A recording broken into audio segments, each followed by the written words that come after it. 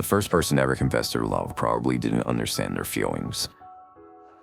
Yet somehow they conveyed the thoughts in their head. Love pushed through and found a way to show itself. There are beautiful things in the world if you look for them. You just had to look hard. Maybe a little too hard. Because maybe there isn't really enough beauty in the world. I've been staring at the donut shop all morning, wondering whether to go through with my plan.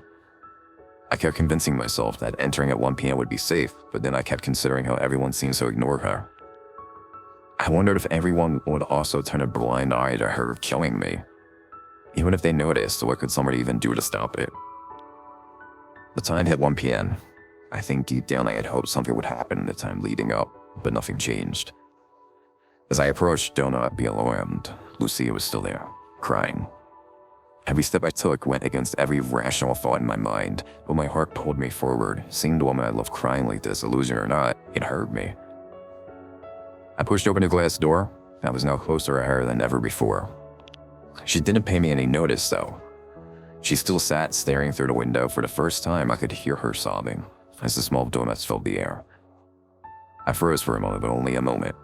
But then, I approached the counter. It was busy and noisy inside, but the sounds of her cries still cut through it all. "Can I get a peanut butter delight, please?" As he picked out my order and placed it in a small paper bag, I looked over my shoulder. Seeing her from behind meant I could now see her reflection, and it looked exactly like the real Lucia. Everything was flipped to be normal. "Sir, hello." "Oh, sorry." I didn't need him to repeat the price. I had gotten the same order enough times before.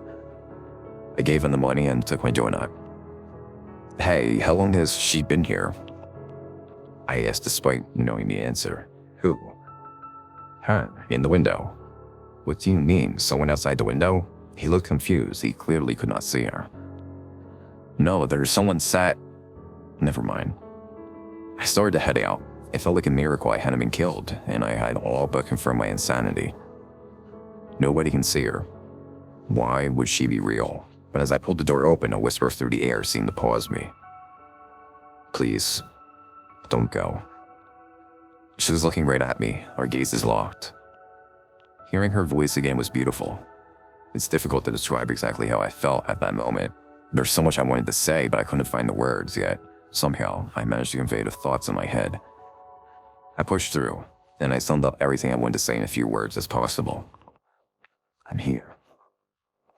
Her tears stopped, though she didn't look any happier. She looked broken, confused, and emotionally in pain. She spoke slowly as if she didn't quite know her words next. "What's happening to me?" "I don't know, Lucia. I was hoping you could tell me." I turned slightly and made eye contact with the owner at the counter. He looked concerned for me, although he immediately looked away when I noticed him. "Lucia, come with me," I said, trying to get out of there so I didn't look crazy. She got up, still holding her hot chocolate. It was dripping and moldy. We walked across the street and I led her into my place. I know that sounds like a stupid decision, like inviting her into my home, but she seemed innocent. She was scared, more scared than I was. She wouldn't seem to let go of her hot chocolate, even as she sat down in her favorite spot. She tried to do a fake smile, the type you would do after a long cry to tell your body that it's over. "I'm not Lucia, am I?" I chose my words carefully. "I don't think so." "When am I then?" "Well, what do you last remember?" She thought for a moment. I don't know what was going through her head, but she really seemed to be really trying to focus. It was as if she was trying to pluck from a branch of memories that was just out of reach. "I remember you. I remember us. I remember things I love and the things I do not, but I do not remember where I was before the donut shop." Curiously, I asked, "Why did you stay there for so long?" "Was it really that long? I just stayed there for as long as I needed to." "What about the other people? Why didn't nobody notice you?" "Because I didn't want them to. Isn't that normal?" I contemplated my choices here.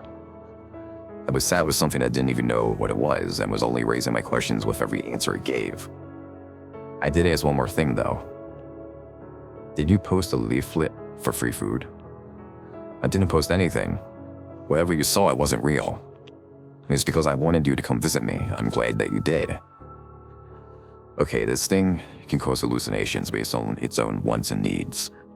That's possible, apparently. I should stress that before all this happened, I had no belief in any form of paranormal events. Now I don't know what to believe. Whilst I was sat with her, a notification came through on my phone. Lucia, the real Lucia, had posted more photos of her holiday. I considered whether it would be wise to show her a picture of what was happening, but I don't know if that would help, or what it would entail. I thought of ways I could cheer her up. Do you want me to get you a donut? For the first time, she looked slightly happy. She was a genuine, warm smile, although sadness still filled her eyes. That would be nice, thank you. I didn't need to ask what she wanted. I know Lucia's favorites. I walked across the street alone and entered. The owner was cleaning up a hot chocolate spill where Lucia's been sat. It seemed the hot chocolate was real, but nobody could notice it until she had left. I was going to stand at the back of the line, but there were 5 more people ahead of me, and nobody could be served until the owner was back at the counter. I used that time to go to the bathroom. Walking in, I only got halfway to the cubicles before I noticed something terrifying out of the corner of my eye. My reflection in the mirror was looking right at me. This was the 3rd time in one day that something had stopped me dead in my tracks. Too common for comfort, I tried to act casual, as if I didn't notice. But the truth is that I was beyond scared, and I couldn't help but turn my head and look. He smiled. No, he grinned. A sinister grin. One I didn't even know my face could do. I felt my lips to confirm that I was not doing such a thing, but when his hands didn't reach to feel his lips, I knew this was not my reflection. He stepped towards the mirror. Once he put one foot up on the counter and started to climb through, I ran. I ran faster than I probably ever have. I don't know what anyone thought as I ran through the main area of the shop, but I also don't care what anyone thought. Once home, I yelled at Lucia, "Get the fuck out of my house." She started crying again, choking on her tears as she tried to get her words out. Why? What happened? I wasn't having any of it. I got her outside and locked her out. I did not trust her anymore. She has been stood at my door sobbing ever since, and I can hear her anywhere I stand in my house. I kept an eye on "Do not be alarmed." There was no sign of a commotion. I suppose nothing had followed me out. Then again, apparently these things can just stop people noticing them. So maybe something had followed me. The fact I was alive, though, told me I was probably alone in the house. I got a notification shortly after kicking her out of the house. I thought it would be more holiday pictures, but it was not. I had a text from an unknown number. "I think you've met one of the reflected.